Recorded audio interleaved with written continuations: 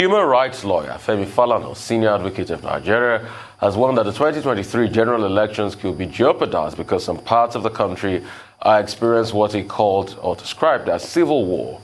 Mr. Falana, who spoke at the Southwest Constitution Review public hearing in Lagos, is also of the opinion that for constitutional amendment to be meaningful, there must be peace and stability, and the peace and stability can only be realistic when problems confronting the people are addressed.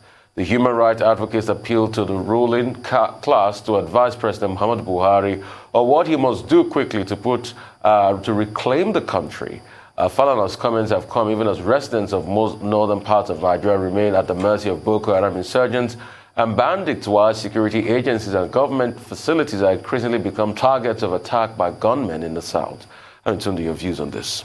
Well, I don't think it's dramatic to put what some Nigerians are facing now as a civil war. You have the situation in the north. It was isolated for such a long time to the northeast, and it's now spreading across the north. And now in the southwest, the situation is also really bleak with attacks on security formations in the southwest. So I have, no argument with that point that he has made. However, that call for the political elite to advise the president on what he should do to quickly reclaim the country sounds all very well and good, but those calls have been made before.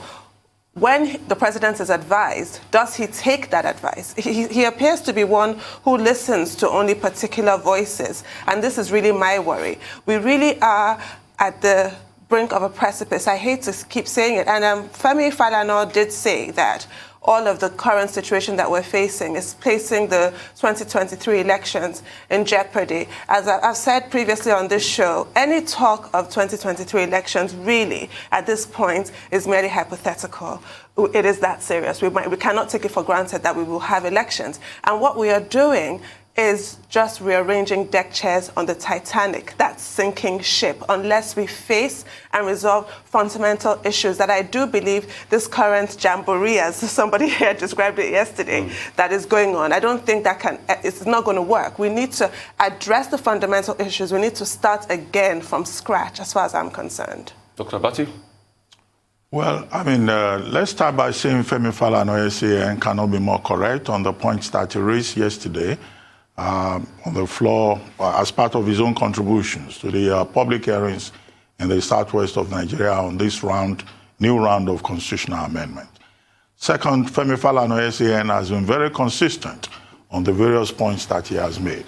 You will recall that 4 years ago, he accused the National Assembly of engaging in a self-serving constitutional amendment process that had no prospects of going far, and he was vindicated in that regard.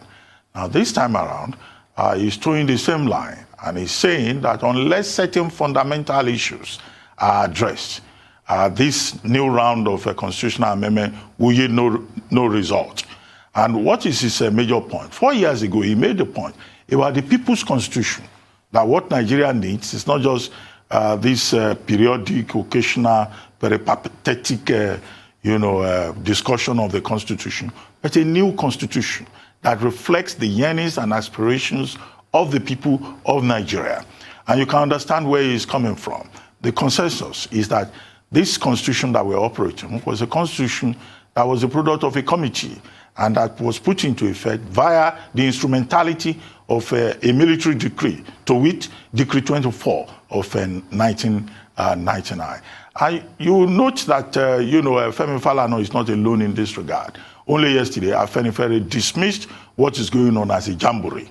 Afenifere, the social political organization of the Yorubas, of the Southwest, is also saying that it's a jamboree, to the extent that the Senate is organizing its own, the House of Representatives is organizing its own public hearings. And I brought up this point yesterday, that we don't understand it from the point of view of the fact that there is a meeting of minds in terms of the central issues involved, and also this could raise logistics and cost issues.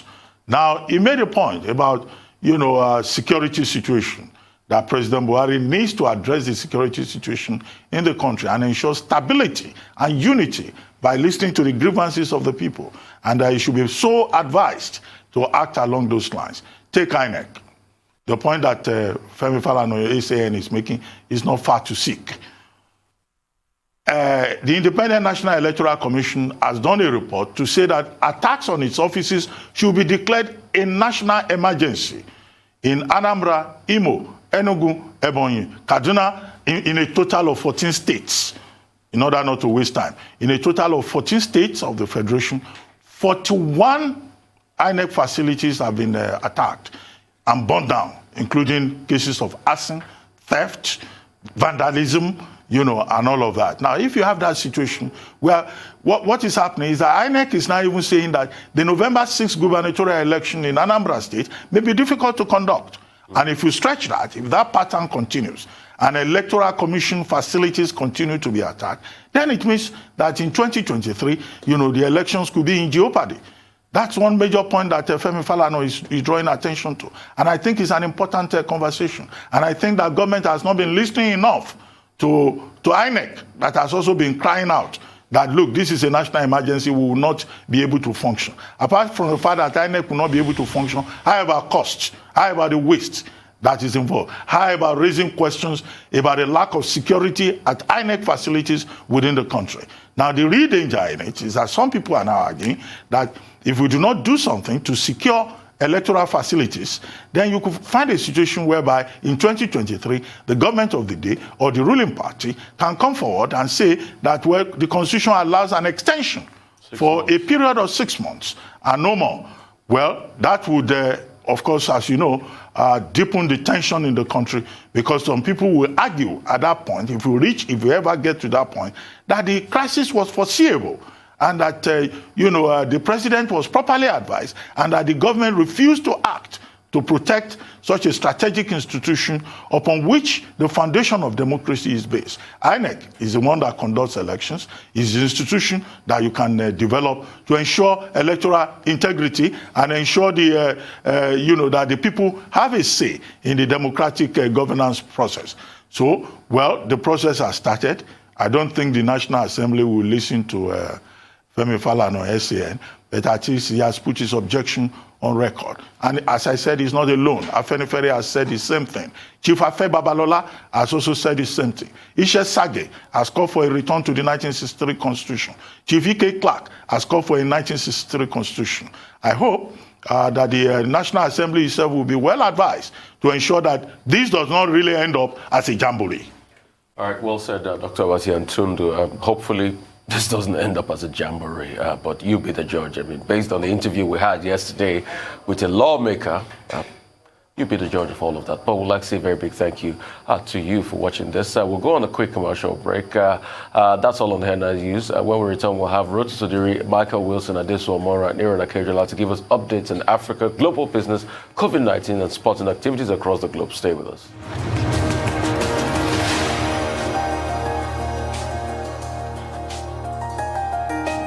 All right, welcome back to the morning show right here on the Rise News channel. We're going over to Michael Wilson for business update this morning from London. Michael Jones from London. Good to have you, Michael. Good morning.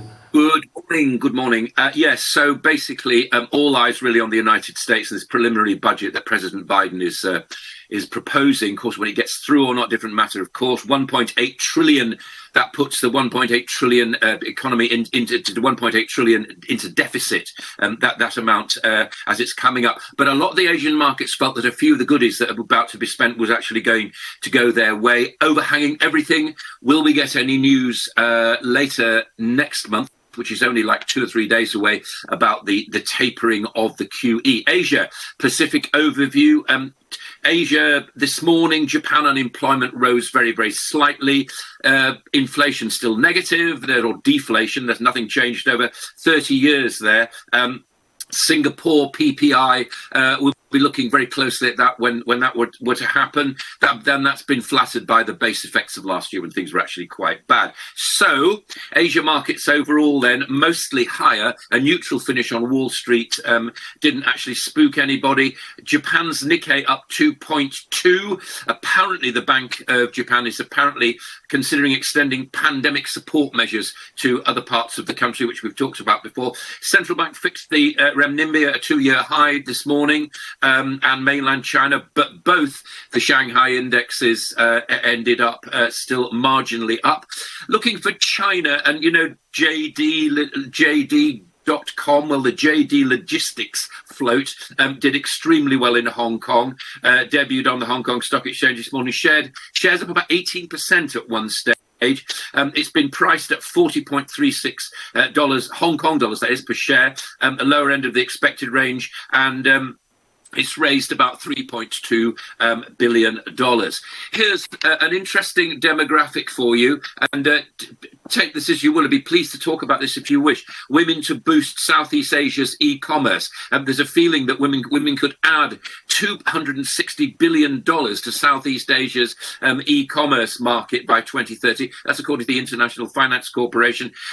Basically, what they're talking about, I don't really understand what they're saying. They're saying the anonymity, i.e., not seeing real people of e-commerce, has reduced many of the barriers of entry faced by women, and e-commerce marketplaces could do a lot more to train them and also to advertise for women as well. So that's quite an interesting subject. US recap, not doing too badly. Durable goods, we saw the jobless figures, nothing massive about that, but still falling. So there's this general feeling that things are actually improving in the United States. Naturally, US banks will have another record level of earnings this year. Among the big banks, Goldman Sachs up 40.8% so far this year. JP Morgan and Bank of America are up 40 and 29%.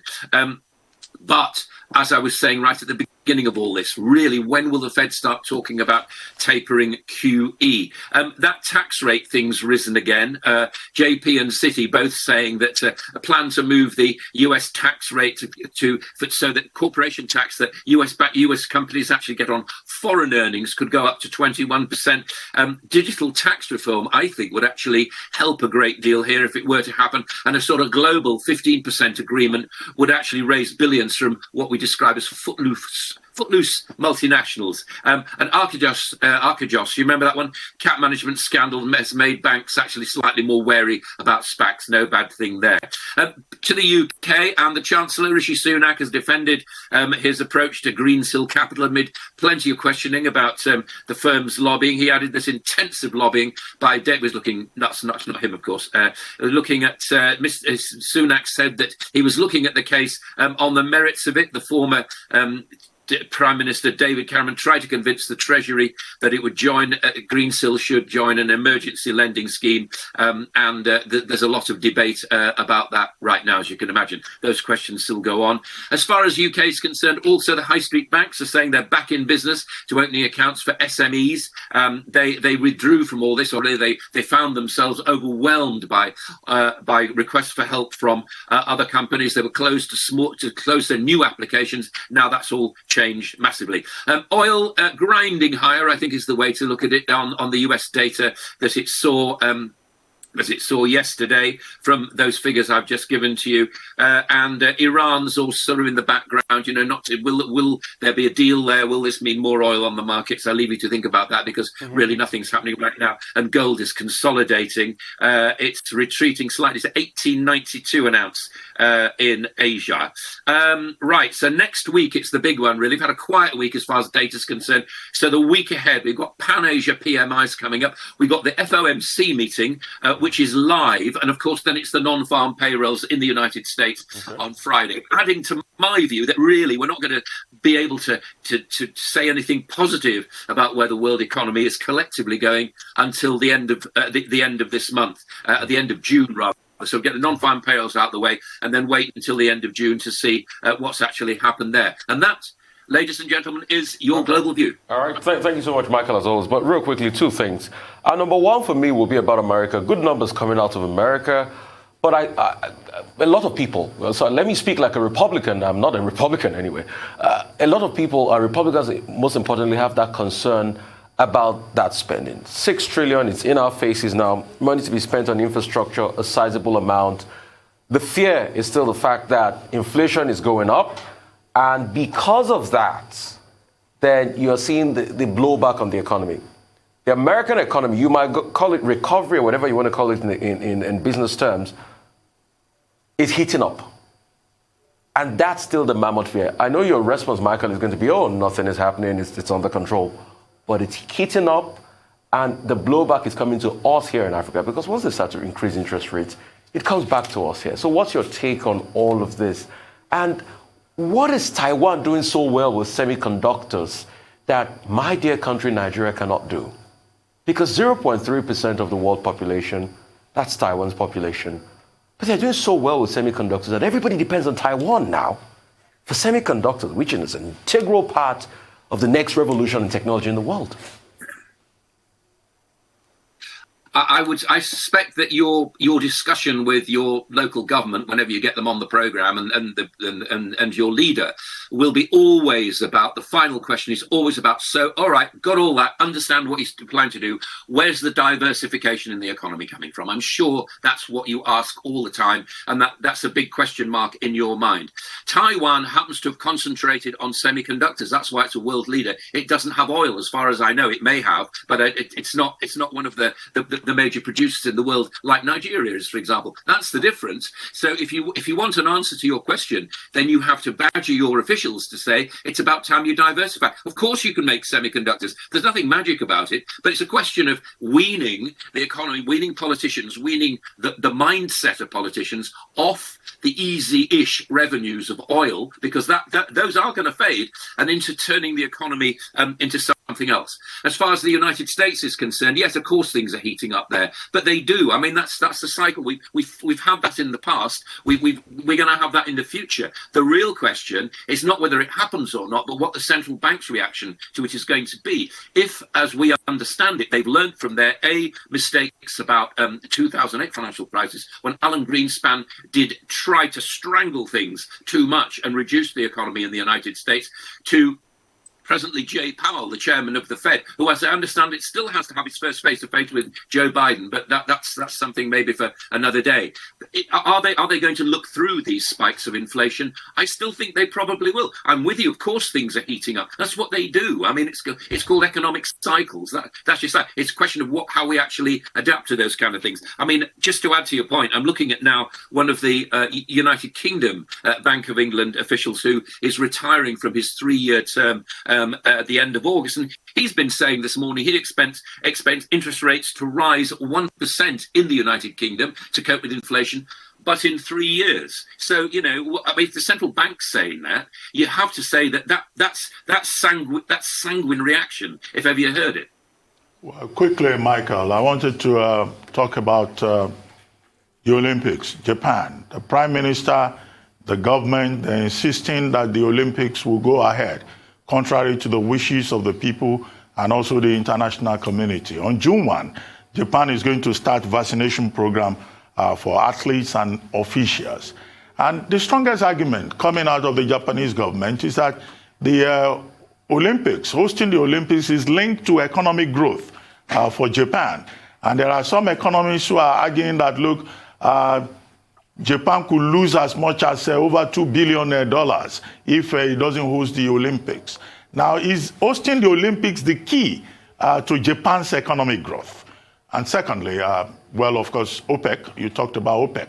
Under the week ahead, next week, we'll be having that crucial OPEC Plus meeting. What should we expect, particularly with regard to the balancing of demand and supply and production costs? I can't predict OPEC, but what I will say to you is that what's hanging in the sidelines is what I was saying this morning. It's Iran, really. What happens to that? Will there be some sort of settlement? Will they be invited back into the community, because their economy is suffering there? Now, if they do, and they're allowed to sell oil, that will make a big difference to OPEC Plus's calculations. So I'm not sure that what OPEC Plus says next week is actually going to give us a true picture of the oil market right now. All I know is, as I've been trying to tell you for the past couple of months, is that the feeling is that the oil price will increase towards the end of the year, peak oil or no peak oil. It just will, because that's where the balance is right now. Whether Iran makes a difference to that, I just do not know, and it's too unpredictable. So I'm not expecting a huge amount from OPEC Plus next week. As far as Japan's concerned, you're absolutely right. The population is saying, if you can't get internal things right, what is the point of having the Olympics? It may boost it by 2 $2 billion. I really don't know. I don't know where does that figure come from? And also, do you build arenas, you build swimming pools, and then are those things actually used for generations to come by young Japanese? The problem with Japan is, as I was pointing to this morning, is it's still suffering from extreme deflation. And it's suffering from deflation because people are cautious, because they've got too many old people. It's demographics. It's never changed. It hasn't changed over 30 years in Japan. So yes, attract the advertising, attract the rest of the... I don't think many visitors... I certainly wouldn't go to Japan right now. I don't think we'd be allowed to be honest. If I were a Japanese politician, I'd be very wary about what my constituents were actually saying. Honestly, I do believe it looks like gold now, problems later. Yeah, spectators are not being allowed, so really what's the point? My question for you is about the proposed global tax rate minimum for corporate tax dodgers. And there are those who are against or skeptical, like CEOs Jamie Dimon and Jane Fraser, and Ireland and Hungary. But countries like the US, France, and Germany are for. What's your position? My position is I'm an observer, so I'd be completely neutral about that. What I can do though is reflect on what people are actually saying, and I think that an overall 15% basic would actually level things up hugely, and it would put a stop to, as I was describing, the footloose internationals who are actually, can have their head offices and all the rest of it. I think what here the answer to this, if there is one, is to have that overall target.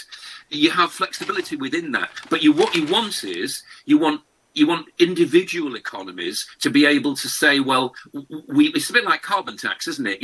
Here I am, I'm guessing, but I'm saying that, yeah, if we do reduce our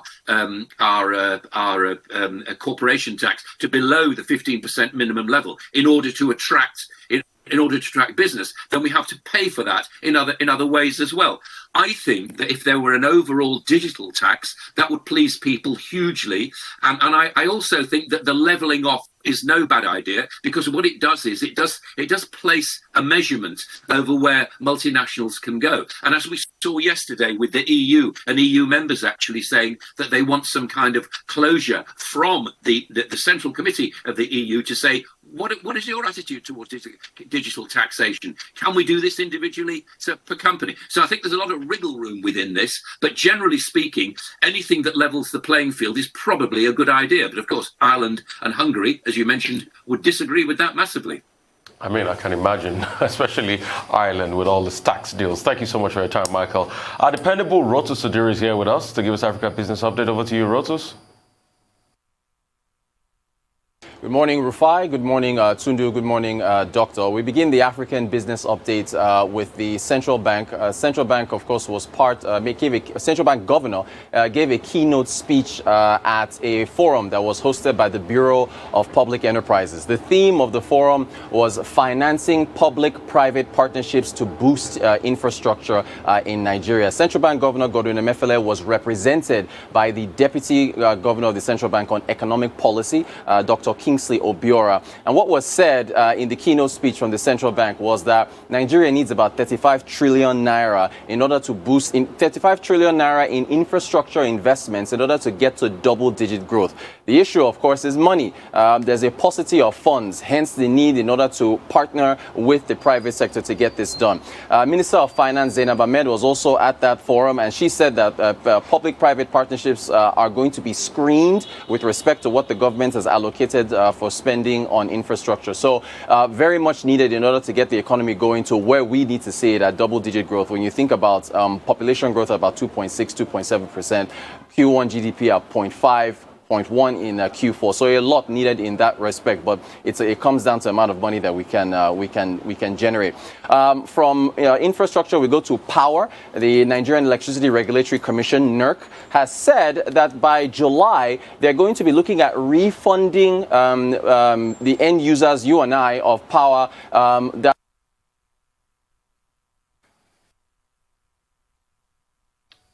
Okay, Rotus. From 16 to under 20 hours, band C from 12 to under 16 hours, band D from 8 to under 12 hours, and then band E from your 4-hour threshold.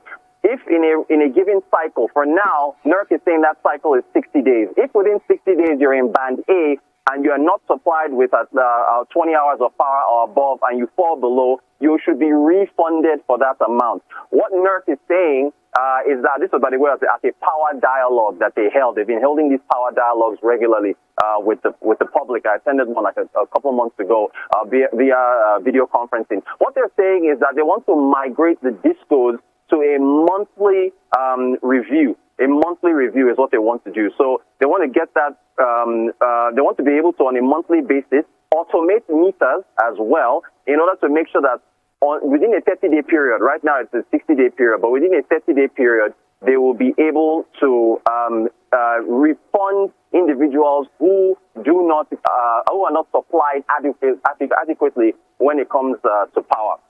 From power, we go to cocoa.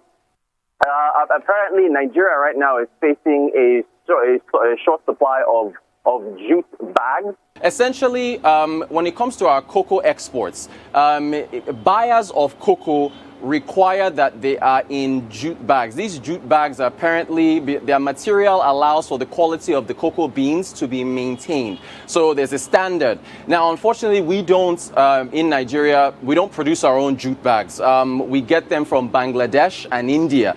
And because of what's happened with the COVID-19 pandemic, we know what's going on in India. Adeswa talks about it every day, gives us an update. That has impacted the supply of jute bags. So we're not able to import as much. As a result of that, there's a cascading effect on what we're going to be able to do in terms of output. Ivory Coast, the #1 producer of cocoa, they produce their own jute bags in their country, in Cote d'Ivoire.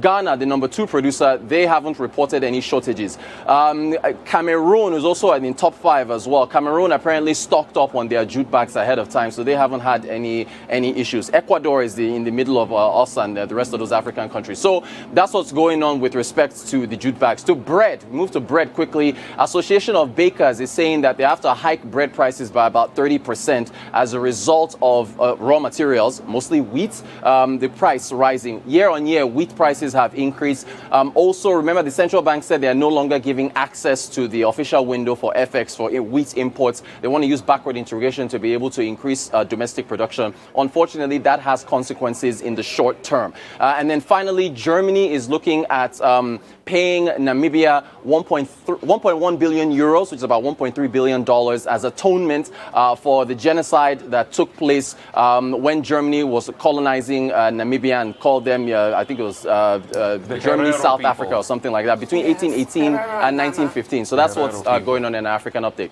All right, thank you so much for that, Dr. Vati. Yeah, I was going to comment on first the National Electricity Regulatory Commission. The promise that people will be compensated if within the band, A to E, as you defined that electricity band, if they are undersupplied, that they will be compensated. Now, who is going to monitor that? Who is going to determine that? Who is going to ensure that, there is fidelity in terms of ensuring that people who are undersupplied are properly compensated? In other words, if you don't get what you deserve within the A band, maybe the tariff you pay will be within the B band. I think what is important is to pay more attention to the metering process. The government at a point talked about 5 million meters to be given out free. But even now, you see that we're not meeting the targets in terms of metering. Because if there is proper metering, then of course there will be a way of knowing what was supplied, what service was provided. Because many, electricity consumers in Nigeria are concerned that, the discos do not deliver what they should supply. And the discos also have issues with the GENCOs. So what is required, in my view, is, a much more pragmatic, realistic review of the distortions within the entire value chain of electricity supply in Nigeria. And it's interesting that the BPE, the Bureau the BPP rather, the Bureau for Public Enterprises, BPE, is saying that government will soon come up with a proposal to pull out of the electricity chain in terms of ensuring the unbundling of the transmission company, which is under government control, and ensuring its privatization. That may well perhaps, be the way to go. As for Germany and Namibia, well, there's a lot of vagueness about what is being proposed by Germany. Germany is talking about 1.1 billion euros. They say it's not reparation. And this is the outcome of a 5-year negotiation. They say it's a token, a gesture of an atonement. You know, the phrasing of it is what I'm concerned about. I think we should be talking about reparation, which is something that, a present company here, is very familiar with. Because, extremely familiar yes, with. Because that, led that process for Africa. Reparation for slavery, reparation for genocide. Now, you are talking about Germany this morning. How about Belgium? Belgium, the slavery in Belgian Congo, the genocide leading to the mutilation of the arms and the death of 15 million people in Belgian Congo. In the Caribbean, they have CARICOM, the CARICOM Reparations Committee. They too are asking for reparations. And here in Africa, many Africans are asking not just for reparations for slavery, they are also asking for artifacts, stolen artifacts, to be returned. So slavery, the colonial genocide, all of that, it's about injustice. It's about inequity in the world. And it's not something that you can just sweep under the carpet under gesture of atonement. That's too vague, and it's inadequate in my view. Did you even read the apology? It was so carefully worded, it almost ceased to be an apology. But anyway, so much to say on this, but we don't have time. I just wanted to make the point that Mr. Feni has been raising. The Herero and the Nama people were massacred. Those who survived starved to death in the desert. Those who survived that were rounded off and put in concentration camps where they starved to death or died from exhaustion. And now it's looking as if it's a government-to-government deal, this money will be paid to the Ovambo ethnic group. So there's some concerns there that your ethnic group, the Ovambos, never suffered this atrocity and you're the ones who are going to benefit. And there's a situation in Namibia now where descendants of the German colonial masters, as they saw themselves as, own 70% of the farmland in the country. So will that money be used to enable the Herero and the Nama people to buy back the land rather than sort of the forcible situation that happened in Zimbabwe with the consequences that we all witnessed? But I guess there's not enough time to get into that. I think there's a lot to say as regards this, but one thing that I will say very strongly is the fact that the West can't keep deceiving us.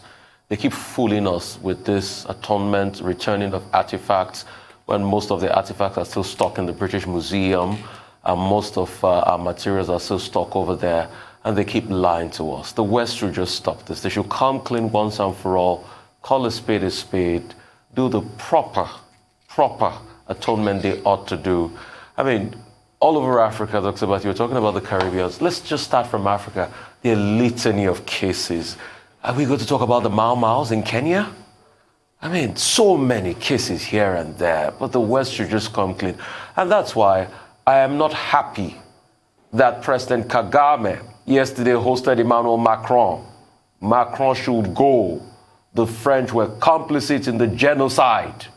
Their troops were on ground. They saw the militia killing one another. They did nothing about it. They did nothing about it. It was just like those that stood still while Srebrenica happened. The West should stop lying to us in all of this. And good work, NERC. I just hope that they can continue that work and really fight for the consumers. Because when it comes to the power value chain in this country, nobody speaks up for the consumers. Nobody fights for the consumers. Nobody is there to even understand the pain of small business owners that are paying what I call exorbitant fee for electricity, and they're getting no service at all. But thank you so much for your time, Ruth, as always. Really appreciate you. We'll go straight to Adesu Amoro now. She'll join us and she'll talk to us a little bit about COVID-19. Adesu, you're doing what I like to call a yeoman's job every time you come on this. Thank you for what you do. Thank you, Rufai. Good morning, guys. Let's begin with the figures that matter the most to us at this time. Globally, the coronavirus has killed 3.5 million people, infected over 168 million others, and over 1.7 billion people have now been vaccinated against the virus. A reminder that 75% of the global vaccination has been done in only about 10 countries. It is also important to note that over 150 million people have recovered as well from the virus.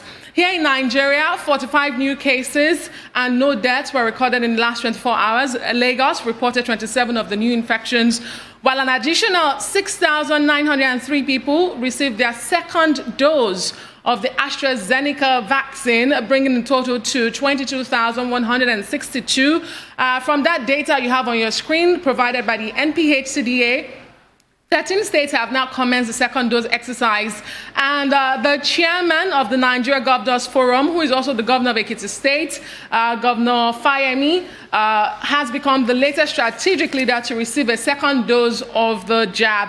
It is important to harp on the importance of a second dose of the vaccine for greater coverage.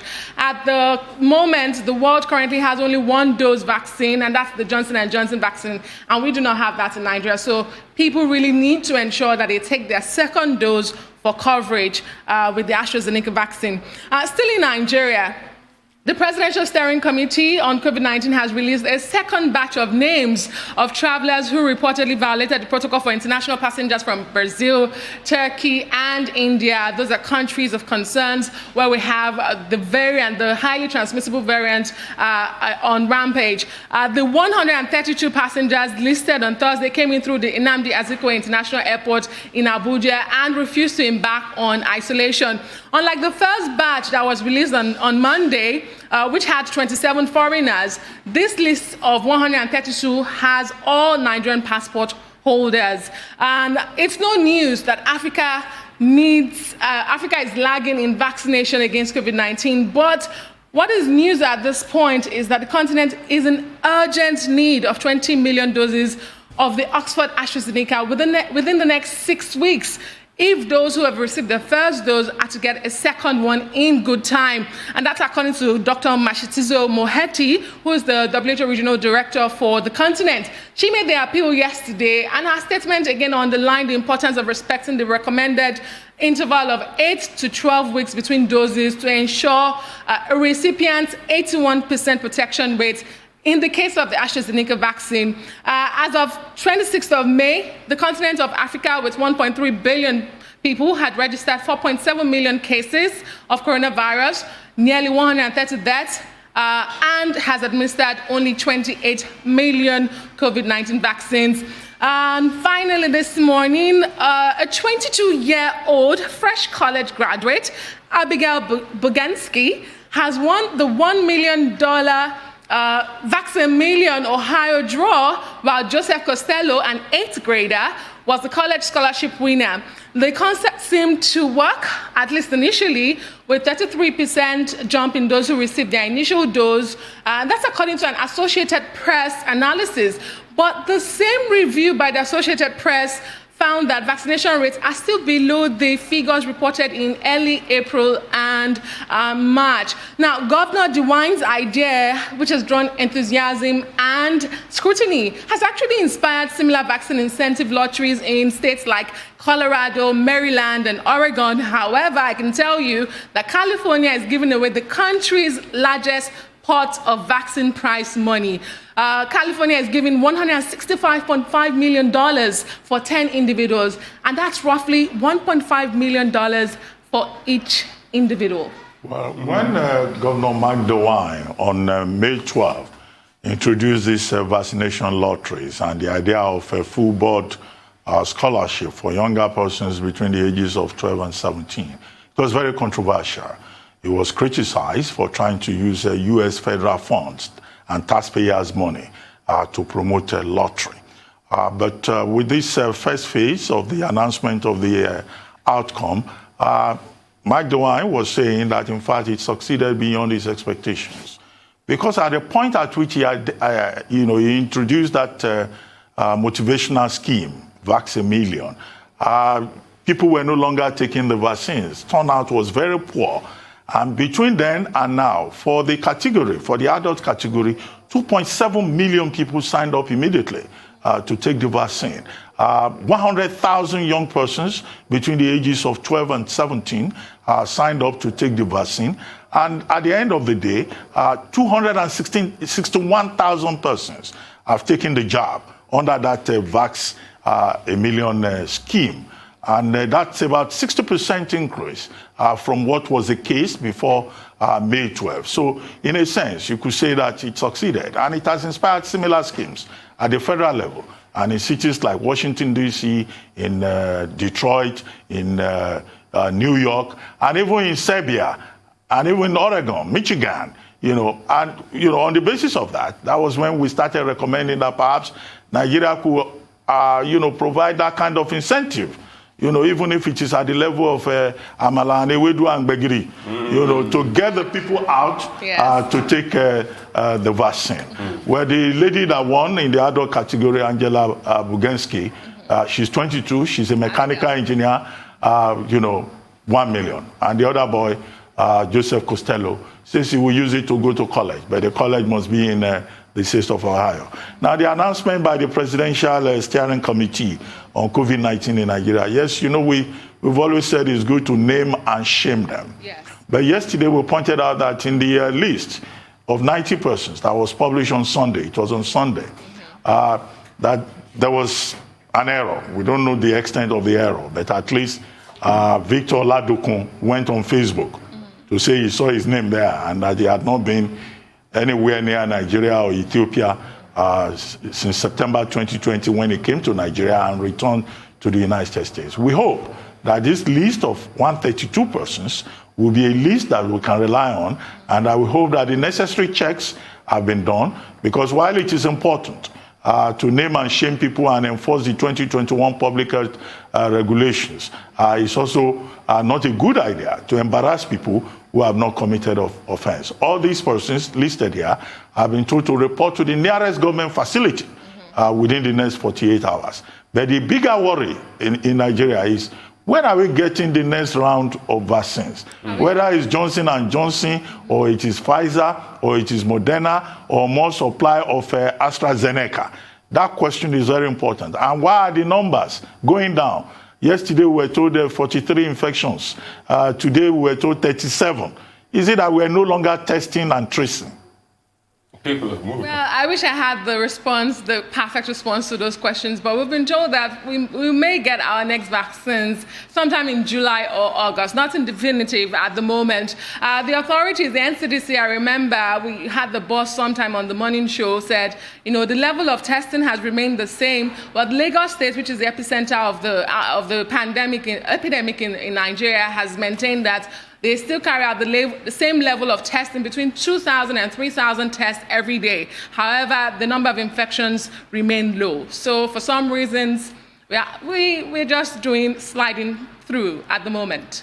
So for me, and this was as regards to numbers, and we did ask Dr. Ihekweazu this when he was here. For me, it's the progression at which the numbers come down. So when there's a new wave, the numbers surge, and you get close to, I think we're getting 1,000 cases per day at a point. Yes. Then all of a sudden, from 1,000 cases, then the progression just goes down, nosedives to 43 cases. For me, I'm quite iffy about the number. I might not be correct, but, with my little knowledge of statistics, I just want to ask more questions. Secondly, great work that the governor is doing out of America with the Vax-A Million. Sometimes you feel you can get lotteries like that and win some money. Probably when I heard $1 million, I remember it's now 495 million naira on the Aboki FX market. But for me, I think what we should put a lot of money into is fighting the infodemic. Because a lot of people online are putting in large sums of money into spreading fake and bad news. It's targeted. I think there was a WSG report the other day that was talking about a French influencer being offered some money to spread fake news about the Pfizer vaccine. Dr. Bati read one on the air yesterday about, it was attributed to a French virologist saying that if you take the vaccine 2 years after, you will die. And you're hearing things like that increasingly, and those things are unabated. They are constantly there online. You go online, you check stories about COVID-19, and it's 1, 2, 3 stories you'll see are fake stories. So I think there should be a concerted effort, and this is where the world must come together.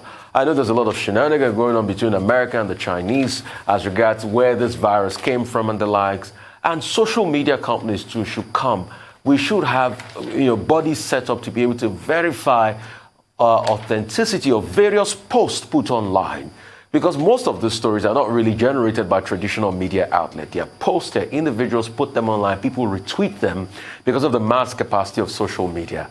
So that's one thing we should look at critically, because why are people not going out there to take the vaccines? If you check with a behavioral psychologist, he'll tell you real quickly, it's because people are exposed to bad press about the vaccines online, and that's why they don't want to take the vaccines. It's a global challenge, Rufai. You recall that I brought a story some weeks back where even state-owned media in Russia and China are accused of, making sure that their vaccines are seen as superior as to those produced by the West. So it's a global challenge, and I do agree that it's something we should all fight. I just wanted to run something by you. I don't know if you can answer it today or maybe next week. Okay. As somebody who has been on top of this really sad issue from day one, what are your thoughts on how the Nigerian government at the federal and at different states level have handled it? I asked this in view of Dominic Cummings' dumbshell yesterday, and Matt Hancock trying to awkwardly explain away some of those really major allegations of allowing the elderly who were discharged from hospital admissions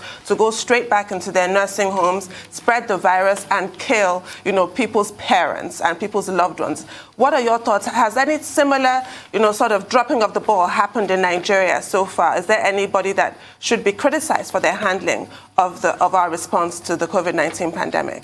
Well, none officially reported, but Tundu, when we look around, we see how things have played out since the virus, outbreak, even in other parts of the world, and how the Nigerian government was slow to act initially. Was Dominic Cummings telling lies? Should we believe him? Other scientists in the UK had said, the tardy response of the government was obvious for everyone to see, and I think it was a global challenge. We've seen several reports about how different countries responded to this pandemic slowly, and that's why we have what we have on our hands, because it was just too slow a response from the world. In Nigeria here, it has not been any different, Tundu. We had states who quickly rose to the occasion, state like Lagos, because they had the experience from the Ebola virus outbreak, and of course they have the manpower, the equipment, the infrastructure to respond. But we can't say so for the entire 36 states and the Federal Capital Territory. Before you go, quickly, I think we can learn a lesson from this. In Singapore, they've come up with what they call a breathalyzer, which can test and determine in less than 1 minute whether you have COVID or not. Okay. And that was done by Breathonics, which is a company established by the National University of Singapore. Okay. What are our universities here doing? Great question as always, all right? Thank you so much, Adesuwa, for your time.